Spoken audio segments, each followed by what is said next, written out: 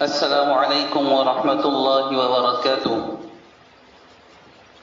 الحمد للہ رب العالمین والصلاة والسلام على سید الانبیاء والمرسلین سید الاولین والآخرین وحبیب رب العالمین امام المتقین خاتم النبیین رحمت للعالمین شفیع المذنبین سیدنا ومولانا وشفیعنا وحبیبنا محمد بن عبد اللہ الامین وعلى آلہ وصحبہ اجمعین ومن تبعهم بإحسان الى یوم الدین واحشرنا فی زمرتهم اجمعین آمین یا رب العالمین۔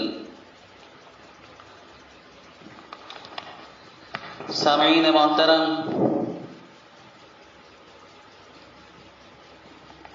احکام و مسائل کی آج کی یہ ہماری مجلس آپ کے سوالات اور پھر ان کے جوابات سے متعلق ہے۔ یعنی آپ جانتے ہیں کئی دنوں سے رمضان کے روزے کے مسائل اور پھر اس کے بعد زکوٰۃ کے مسائل کا سلسلہ چلا تھا،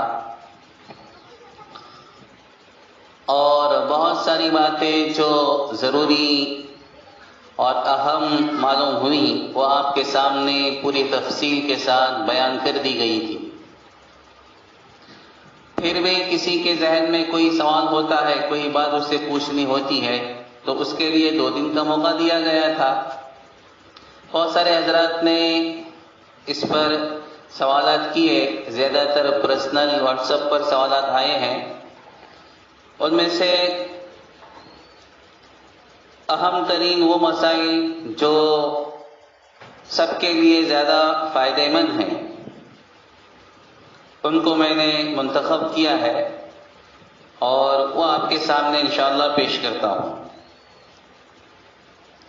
ایک سوال جو اس سے پہلے بھی آیا تھا اور میں نے اس کی وضاحت بھی کی تھی، وہ یہ کہ یہ جو موسم کے اعتبار سے تجارت کرنے والے ہوتے ہیں، جیسے آج کل موسم چل رہا ہے ہمارے علاقے میں آم کا، ٹھیک ہے، تو بہت سارے لوگ آم کا بیوپار کرتے ہیں، تجارت کرتے ہیں، ان کی زکوٰۃ کا کیا حکم ہے؟ تو دیکھیے یہاں پر 2 صورتیں ہیں۔ ایک تو ہے اصل باغ والا، یعنی جس کے درخت ہوتے ہیں نا آم کے، وہ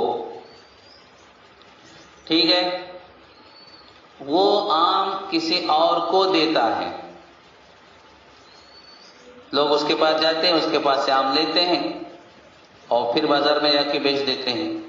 یہ جو آم والا ہے، درخت والا، اصل جو درختوں کا مالک ہے، وہ جو زکوٰۃ ادا کرے گا وہ اپنے کیش کی، یعنی پیسے کی، جس کو ہم کہتے ہیں نا بیلنس ہوتا ہے انسان کے پاس، اس کی زکوٰۃ ادا کرے گا۔ یعنی اگر اس کے پاس بقدر نصاب مال جمع ہو جاتا ہے، مان لیجئے اس کے پاس اس آموں کو بیچنے کی وجہ سے اس کے پاس 1 لاکھ روپے جمع ہو گیا، 10 لاکھ روپے جمع ہو گئے۔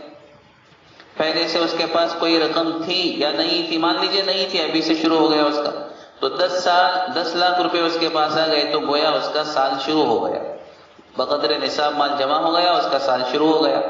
1 سال کے بعد اگر یہ مال اس کے پاس بقدر نصاب باقی رہتا ہے تو اس پر وہ کیا کرے گا؟ زکوٰۃ ادا کرے گا۔ یعنی آپ اس کو سمجھ سکتے ہیں آسان الفاظ میں، جیسے ہم کیش کی، بیلنس کی زکوٰۃ ادا کرتے ہیں نا، ویسے ہی یہ درختوں کا مالک اپنے کیش کی زکوٰۃ ادا کرے گا، ٹھیک ہے۔ اور دوسرا وہ جو اس کے پاس سے آم خریدتا ہے اور پھر بازار میں بیچتا ہے، ٹھیک ہے، یہ تاجر ہو گیا۔ یہ کیا ہو گیا؟ تاجر، ایک طرح سے یہ مستقل تجارت کرتا ہے، تو یہ جو زکوٰۃ ادا کرے گا وہ تجارت کی زکوٰۃ ادا کرے گا۔ یعنی تجارت کے زکوٰۃ کے جو اصول ہیں وہ دیکھے جائیں گے۔ 1 سال کے بعد اگر اس کے پاس بقدر نصاب مال رہتا ہے، 1 سال کے بعد بقدر نصاب اگر مال اس کے پاس ہو یا مال سے آیا ہوا کیش ہو، ظاہر بات ہے عام ہے تو ہم تو رہیں گے نہیں، لیکن اس کا جو نفع آئے گا وہ تو رہے گا اس کے پاس باقی۔ اگر بقدر نصاب وہ نفع باقی رہتا ہے اس کے پاس تو اس پر زکوٰۃ آئے گی، یعنی تاجرانہ انداز میں تجارت کی زکوٰۃ کے جو مسائل ہیں وہ یہاں پر لاگو ہوں گے. یہ ایک مثال میں نے پیش کی آم کی، ٹھیک ہے، اور پھلوں کی. اس کے علاوہ بھی ہم دیگر موسمی تجارت کرنے والوں کو اس پر قیاس کر سکتے ہیں. ایک اور سوال جو زیور کے تعلق سے آیا وہ یہ کہ اگر زیور پر تصاویر ہو، زیور پر تصویر ہو پرندے کی یا کسی اور ذی روح کی یا کوئی غلط قسم کی تصویر ہو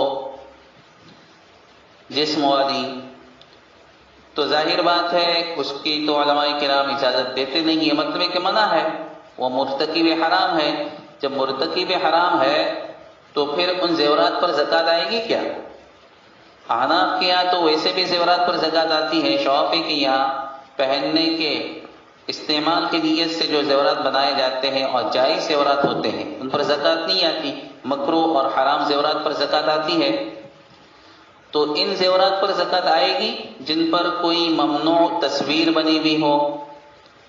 تو سیدھی بات ہے کہ اسراف کی وجہ سے اگر آپ مکروہ کہتے ہیں اور زکوٰۃ کو اس پر فرض کہتے ہیں تو ان چیزوں کی وجہ سے بھی حرمت ان میں آئے گی، اور اس ایسے زیورات اگر وہ بقدر نصاب ہیں تو ان پر زکوٰۃ بھی لاگو ہوگی. شافعی کے یہاں بھی فرض ہے پھر زکوٰۃ ان پر.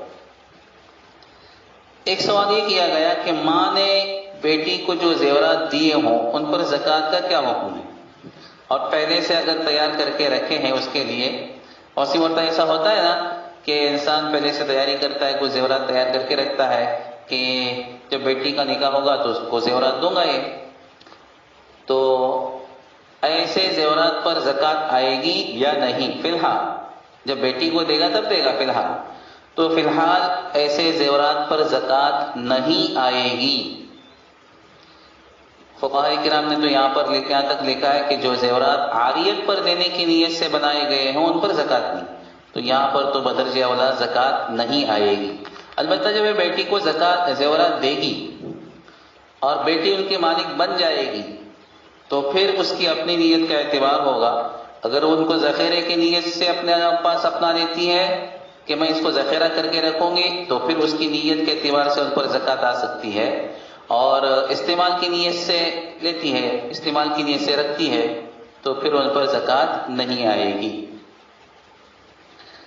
ٹھیک ہے.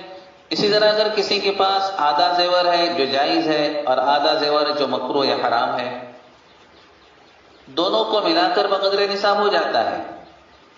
مان لیجئے جو زیور جائز ہے وہ 5 تولہ ہے اور جو ناجائز ہے وہ 3 تولہ ہے مان لیجئے، تو کل ملا کر کتنے ہو گئے؟ 8 تولہ ہو گئے. تو زکوٰۃ آئے گی کیا ان کے اوپر؟ شافعی کے یہاں جائز زیورات پر، پہننے کے جائز زیورات پر زکوٰۃ نہیں ہے. لیکن دوسری طرف 3 تولہ جو ہے وہ حرام یا مکروہ ہے، دونوں کو ملا کر 8 تولہ ہو رہا ہے. تو دیکھیے زکوٰۃ کے لاگو ہونے کے لیے ضروری ہے کہ جو زیور مکروہ یا حرام ہے وہ مکمل طور پر 7.5 تولے ہے، تو پھر اس پر زکوٰۃ آئے گی. یہاں پر چونکہ صرف وہ زیور جو مکروہ یا حرام ہے وہ 7.5 تولے نہیں ہے، اس لیے اس پر زکوٰۃ نہیں آئے گی. ٹھیک ہے. اس کے علاوہ ایک سوال وائٹ گولڈ کے تعلق سے کیا گیا. یہ ایک طرح کی پلاٹینم کی دھات ہوتی ہے، وائٹ گولڈ جسے کہا جاتا ہے، بڑی قیمتی دھات شمار کی جاتی ہے، سفید سونا. لیکن دراصل یہ اپنے جوہر کے اعتبار سے سونے سے الگ ایک دوسری دھات ہے، سونا نہیں ہے، اگرچہ اس کو کہتے ہیں وائٹ گولڈ کہا جاتا ہے. تو بعض لوگوں نے یہ سوال پوچھا کہ ایسے وائٹ گولڈ پر زکوٰۃ ہے؟ تو نہیں ہے، وائٹ گولڈ پر زکوٰۃ واجب نہیں ہے، فرض نہیں ہے، اگرچہ وہ سونے سے زیادہ قیمتی ہو. مسئلہ یہ ہے دراصل سونے اور چاندی میں جو زکوٰۃ واجب ہوتی ہے اصل ان کا ثمانیت ان میں پائی جاتی ہے. ثمانیت کا مطلب اللہ تعالیٰ نے فطری طور پر ان کے اندر یہ چیز رکھی ہے سونا اور چاندی میں کہ وہ قیمت بنتے ہیں. یا آج کل جو کرنسی وغیرہ آ گئی ہے، یہ نوٹ، ان کو اگر چھوڑ دیا جائے تو ماضی میں ہر زمانے میں سونا اور چاندی یہی 2 دھاتیں ایسی رہی ہیں جن کو ثمانیت समन बनने का जिनको शरफ रहा है, यानी जिनके अंदर समनियत पाई जाती है, किसी चीज की कीमत बनती है, फितरी तौर पर उनके अंदर अल्लाह ने ये चीज रखी है, ठीक है। और आजकल भी जो करेंसी बनती है ना, नोटें वगैरह जो सामने आती है, उनकी पुष्ट पर उनके पीछे भी दरअसल सोना ही होता है।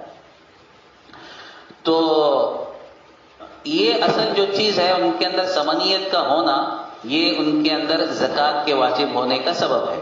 व्हाइट गोल्ड के अंदर, व्हाइट गोल्ड सफेद सोना, उनके अंदर असलन इस तरह की कोई बात नहीं पाई जाती, इसलिए अगरचे वो सोने से ज्यादा कीमती हो फिर भी उन पर ज़कात नहीं है। जैसे कि हीरे हैं, मोती हैं, और इस तरह के जो कीमती धाते पत्थर होते हैं ना, हीरे, मोती, याकूत, लुगलू, मरजान, अगर चाहिए सोने से ज्यादा कीमती हो फिर भी इन पर ज़कात नहीं आती। उसी तरह व्हाइट गोल्ड पर भी ज़कात नहीं है। एक बहुत ही अहम तरीन सवाल जो एक साहब ने किया है, और वाक़ईतन वो काबिल गौर भी है, वो ये कि साल भर में कीमत कम ज्यादा होती है सोने चांदी की। सोने चांदी की कीमत साल भर में क्या हो जाती है? कम ज्यादा होती है। तो आप पैसे के निसाब के लिए किस कीमत को मोतबर मान लेंगे? मान लीजिए शुरू साल में, जैसे कि इसी साल का आप देखेंगे कि शुरू साल, एक साल पहले उसकी सोने की कीमत क्या चल रही थी? 33,000 35,000 ही चल रही थी, ठीक है। अब साल का इख्तिताम होने आया, 40-42 तक पहुंच चुका है, बल्कि अगर नेट पे देखेंगे तो और ज्यादा बतला देता है, 45, 46, 47 तक बतला रहा है। तो किस कीमत का एतबार होगा? ज़कात अदा करते वक्त निसाब को मोतबर मानने के लिए कौन सी कीमत का एतबार होगा? शुरू साल में 35,000 सोने की कीमत थी मान लीजिए, ठीक है। तो एक आदमी ने 35,000 के एतबार से अपना निसाब शुरू कर दिया। अब साल का इख्तिताम हो गया तो अब 42-43 पर पहुंच गया, किस एतबार से उसके पास निसाब नहीं है, अब क्या? इसी तरह चांदी की कीमत में भी कमी बेशी होती रहती है, तो किस कीमत को मोतबर माना जाएगा? ये बहुत ही अहम तरीन सवाल है, और माजी में फुक़हा किराम ने इस पर कोई बहस नहीं की है। और कैसे करेंगे? इसलिए कि आमतन वो इस तरह की गिरावट वगैरह का कोई एतबार था नहीं उस जमाने में, और करेंसी थी ही नहीं, सोने चांदी ही असल मोतबर होते थे, और चिल्लर होती थी जिनको फुलूस कहा जाता था। उसके अलावा इस तरह की कोई करेंसी नहीं थी जिसको जांचने के लिए सोने चांदी को मोतबर मानना पड़े। तो एक सवाल है ये कि ऐसे वक्त में क्या किया जाए?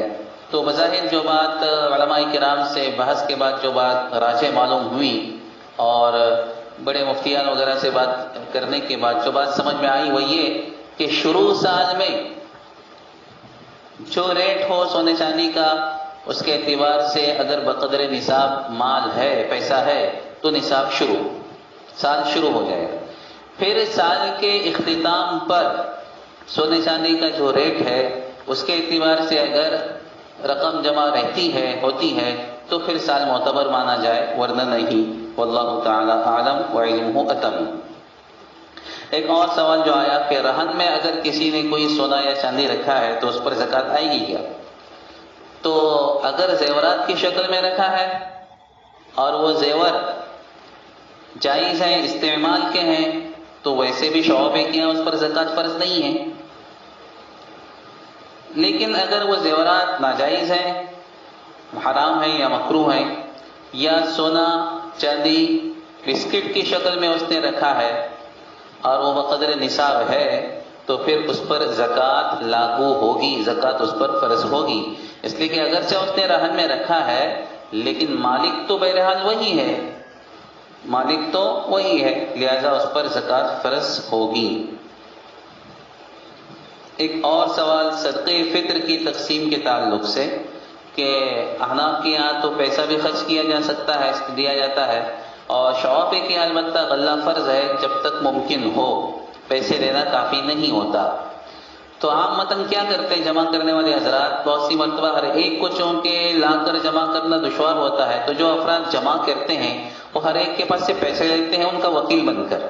यानी आपके घर में मान लीजिए 5 अफराद है, तो 5 अफराद के 12.5 किलो होते हैं, 12.5 किलो के इतने पैसे होते हैं, कितने होते हैं? बोले 500 रुपये होते हैं, या 700 रुपये होते हैं, ठीक है, या 400 रुपये, जो भी है, आप वो पैसे हमें दे दीजिए, हम वकील बनेंगे आपके, बाजार से वो माल खरीदेंगे, गेहूं या चावल, और गरीबों को पहुंचाएंगे। یہ صورت تو بہرحال ٹھیک ہے، اس میں کوئی حرج نہیں، لیکن اور ایسے ہی کیا جاتا ہے، لیکن بعض اوقات یہ ہوتا ہے کہ جب وہ رقم کے ذریعے سے گیہوں خریدے جاتے ہیں، چاول خریدے جاتے ہیں اور ان کو تقسیم کرنے کی نوبت آتی ہے، تو تقسیم کرنے کے لیے بعض اوقات پورے گاؤں میں، بڑے گاؤں میں گھومنا پڑتا ہے، اطراف کے گاؤں میں جانا پڑتا ہے، تو رکشہ وغیرہ کا مسئلہ آتا ہے، سواری کا مسئلہ آتا ہے۔ رکشہ کا خرچہ کہاں سے دیا جاتا ہے؟ رکشہ کا خرچ ایسے وقت میں کہاں سے دیا جائے؟ تو بعض حضرات یہ سمجھتے ہیں کہ اسی رقم سے دیا جائے۔ اسی رقم سے کیسے دیا جا سکتا ہے؟ بولے جس طرح سے زکوٰۃ جمع کرنے والے عاملین کو زکوٰۃ کے مال میں سے دیا جا سکتا ہے، اسی طرح سے یہ صدقہ تقسیم کرنے والے ہیں تو ان پر بھی خرچ کیا جا سکتا ہے۔ کس میں سے؟ صدقے فطر کی رقم جو آپ نے جمع کی ہے اس میں سے۔ دیکھیے یہ بالکل غلط خیال ہے۔ علماء کرام سے بات کرنے کے بعد جو بات معلوم ہوئی وہ یہ کہ عامل کا جو تصور ہے وہ اسلامی حکومت کے ساتھ خاص ہے۔ عامل کا جو اسلام میں تصور ہے زکوٰۃ کے سلسلے میں، اس کو سمجھنا چاہیے کہ وہ اسلامی حکومت کے ساتھ ہے۔ چند لوگ اگر جمع ہو کے اس طرح سے اگر زکوٰۃ کو تقسیم کرتے ہیں، جمع کرتے تقسیم کرتے ہیں، تو ان پر عاملین کا اطلاق ہونا بہت دشوار اور مشکل ہے۔ لہذا جو حضرات اس طرح کے کام کرتے ہیں ان کو بہت ہی محتاط رہنے کی ضرورت ہے کہ لوگوں کا فطرہ یا زکوٰۃ ہم پر ڈیپینڈ ہوتی ہے، ہمارے پاس وہ دیتے ہیں تو ہم مکمل طور پر ان کی زکوٰۃ و تقسیم کریں، ہر ایک تک پہنچائیں، اس کی فکر کریں۔ ہاں اب یہ جو خرچ آتا ہے اس کو جیسے کہ رکشہ وغیرہ کا، تو اس کو ہم اپنی جیب سے ادا کریں یا اس کی کوئی اور سبیل نکالیں، جو بھی صورت ہو، یا ہر ایک سے پیسے لیتے ہو 5 روپے زیادہ لے لیں، 10 روپے زیادہ لے لیں کہ بھائی تقسیم کرنے کی جو بھی صورت بنے، لیکن اصل صدقے فطر کی جو رقم ہوتی ہے اس میں سے ان رکشہ وغیرہ پر خرچ کرنا یہ صحیح معلوم نہیں ہوتا، بہت احتیاط کی ضرورت ہے۔ واللہ تعالی اعلم وعلمہ اتم۔ یہ بہت سارے سوالات جو آئے تھے ان میں سے چند سوالات میں نے منتخب کیے جو عمومی فائدہ رکھتے تھے، سب کو اس سے زیادہ فائدہ ہوگا اس معنی کر کے چند سوالات منتخب کیے تھے میں نے اور آپ کے سامنے رکھے ہیں۔ تو آج کی بات کو ہم اسی پر ختم کرنا چاہتے ہیں۔ پھر بھی اگر کسی کے ذہن میں کوئی سوال ہو تو وہ پوچھے، انشاءاللہ پرسنل طور پر بتا دیا جائے گا اس کو۔ اور اب اس کے بعد ایک مسئلہ باقی رہتا ہے اعتکاف کا، جو آئندہ کل سے شروع ہو رہا ہے، لہذا اس کے کچھ مسائل، تو چند مسائل ہم اس کے بھی انشاءاللہ آپ کے سامنے رکھنے کی کوشش کریں گے۔ آمین۔ اللہ تعالیٰ عمل کی توفیق عطا فرمائے۔ آمین۔ وآخر دعوانا الحمدللہ رب العالمین۔